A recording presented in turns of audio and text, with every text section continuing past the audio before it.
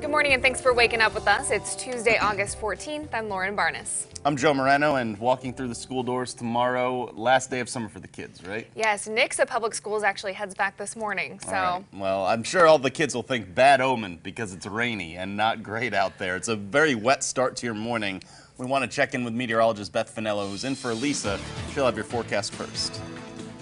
Yeah, rainy start today. We have a flash flood watch in effect for counties in northwest Arkansas, including Benton and Carroll County. That lasts until Wednesday at 7 o'clock, and that is because we're going to have these periods and rounds of locally heavy showers, much like we're seeing right now. This is what our radar loop looks like over the past 3 hours, which is nice to see. We can see that on our Branson camera as well. Lots of rain out there. Temperatures in the upper 60s to lower 70s across much of the Ozarks. Temperatures today are really going to struggle to get out of the 70s from the amount of cloud coverage that we are going to see today, and it is very humid and very sticky out there, which should be no surprise from all the rain that we are going to see. So rain will continue through much of the morning hours. It's going to be quiet and humid by lunchtime, mostly cloudy this afternoon. There's going to be another round of rain coming into the overnight hours later tonight, much like we saw last night into this morning. I'll time all of that out for you coming up in just a few minutes. We need to start this morning with some breaking news. The Arkansas State Police has issued an Amber Alert for a 2-month-old baby. Police say the baby was abducted after a man attacked the mother with a knife. Ivy K. Barrows is missing from Winslow, Arkansas since last night. According to Arkansas State Police, Ivy's father, 38-year-old Danny Trent Barrows, stabbed the mother in the leg with a knife and threatened to kill the mother and baby. Barrows took off with the child after leaving the mother on the side of the road. He drove off in a brown 2005 Dodge Stratus displaying an Arkansas disabled tag of 300005. Ivy K. Barrows was last seen wearing a white onesie with blue and purple flowers. She was seen sitting in a gray and pink car seat.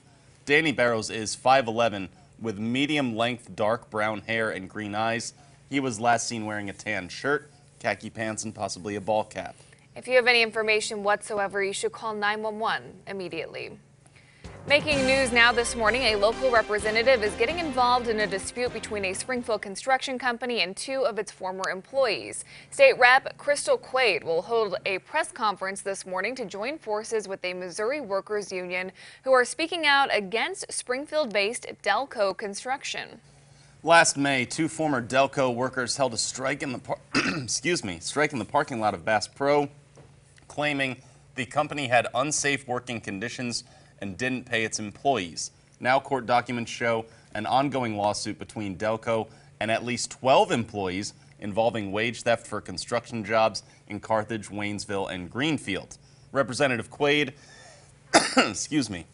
says she is standing with the workers and demanding their wages be restored. However, Cullerton reached out to Jeff Delmont, the owner of Delco, who says this lawsuit is nothing more than a union-driven campaign money-grabbing stunt.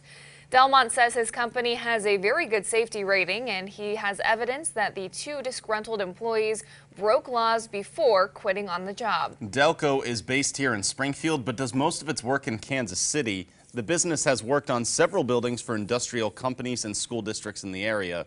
The news conference is at 10 o'clock in the morning outside of Delco's offices. A neighborhood near Missouri State University could be getting a few more residents, but no one has to move. Members of Springfield City Council approved a resolution to consider expanding the Roundtree neighborhood.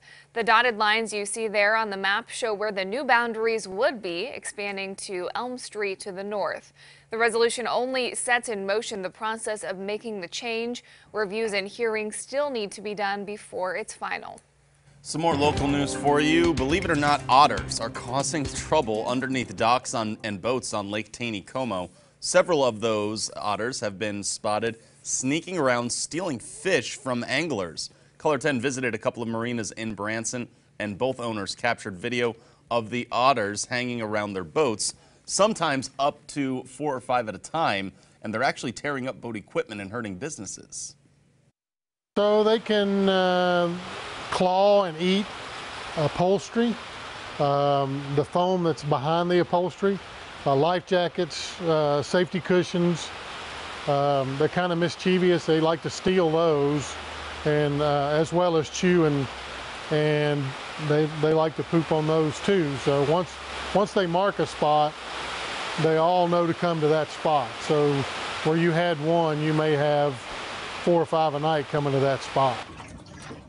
Despite all that, marina workers say it's part of their business to deal with wildlife and part of living in the Ozarks. Even though otters are becoming a nuisance for the dock owners, the Department of Conservation says it's needed in the wild. The otters are. So the marina will have to just continue to make efforts to protect their property. Moving on to some kids' health coverage this morning as Springfield Public School students head back tomorrow and many districts are already in session. Some kids may have recently gotten vaccinated. New research finds more families, though, are opting out. According to the Missouri Department of Health and Senior Services, all K through 12 public, private, and parish school students must be up to date with vaccines, but there is room for a couple exceptions. The Missouri statute says this section shall not apply to any child if a parent or guardian objects in writing because of religious beliefs or medical contraindications. It's the non-medical exemptions that a recent study is focusing on, like this religious exemption form. Analysis published in the journal Public Library of Science Medicine found it's resulting in 15 metro areas with clusters of high vaccination exemption rates for non-medical reasons, what it's calling unvaccinated hotspots. That's what this map is showing. While there are several in Texas, Utah, Washington, and Michigan, Kansas City also makes the list in Missouri. Kendra Finley oversees community health and epidemiology with the Greene County Health Department and says its stance on vaccination is firm, though she understands the difficulty of making that decision. Being a parent is hard. You have to make the best decision that you can, most informed decision for your child. And so for some parents, they feel like the risk is probably higher to get them vaccinated than it is for the possibility of them getting the disease. In public health, we see that differently. We feel like the risk of the disease is higher than it is for the vaccine. And again, we're looking at it from a community level and not from an individual level. Finley also adds that depending on the disease, 75 to 95% of the population needs to be vaccinated in order to maintain herd immunity. So if we zoom in on this map in Greene County, there are reportedly 2.1 to 3% of kids unvaccinated for non-medical reasons, though nearby Taney, Wright, Cedar, and Vernon counties make the top threshold with up to 30% of kids unvaccinated. In addition to medical and religious vaccination exemptions, currently 18 states in the U.S. say it's okay to forgo vaccinations for philosophical beliefs as well. To look at the full map of unvaccinated hotspots and see how your county ranks, you can visit this story on ozarksfirst.com.